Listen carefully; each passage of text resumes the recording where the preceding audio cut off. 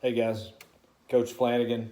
Just want to visit with you briefly, and I know it's seems like forever since we've seen each other and been able to get up here and work out, do the things we like to do, and so forth. But I do want to say I been in contact with all the coaches, and other coaches have been in contact with the units, and there's been a lot of great progress that's occurred, and a lot of you really taking a commitment to getting better during this time, and so.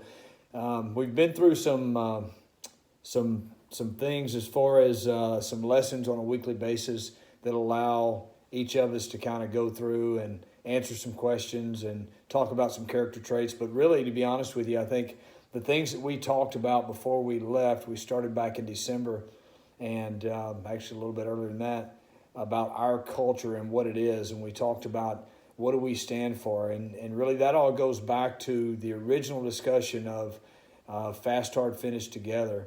And so what I want to do is we're going to start reiterating that stuff in just a refresher course, but then build on that from week to week, and want you to really take some time to think about this stuff, because I truly believe in this time it's even more important than it would be in a regular year with structure and coaches there with you and everything.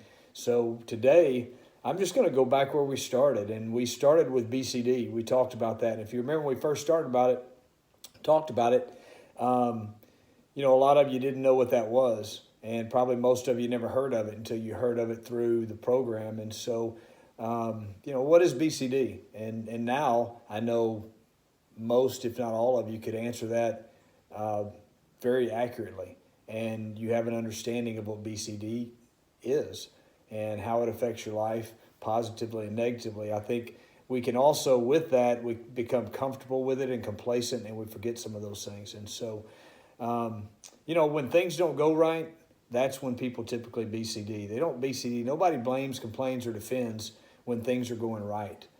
They typically don't do that. Typically, it's when things don't go right, and we all know that, and we've seen that, and we've witnessed it, and we've talked a lot about it. So, the biggest thing is that BCD never solved a problem. It never achieved a goal. It never improved any relationship. And so it has no purpose in anything we do. And so, the bottom line is stop wasting time doing it.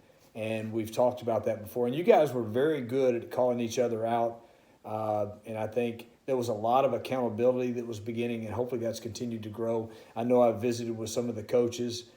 Coach Handel, I know Coach Tabola specifically. We've talked about how you guys have called each other out in your group text and your meetings and so forth, and not tolerating the BCD, that's what leaders do. They call each other out, and leaders also can take it and can understand I'm being called out for a reason. They internalize that, and they try to figure out, why am I being called out versus how do I defend this and defend my actions. So what are some examples of, I want you to think about, what are some examples of BCD that you have seen during this pandemic? And I want you to talk about that with your units, talk about it with your groups, and discuss it.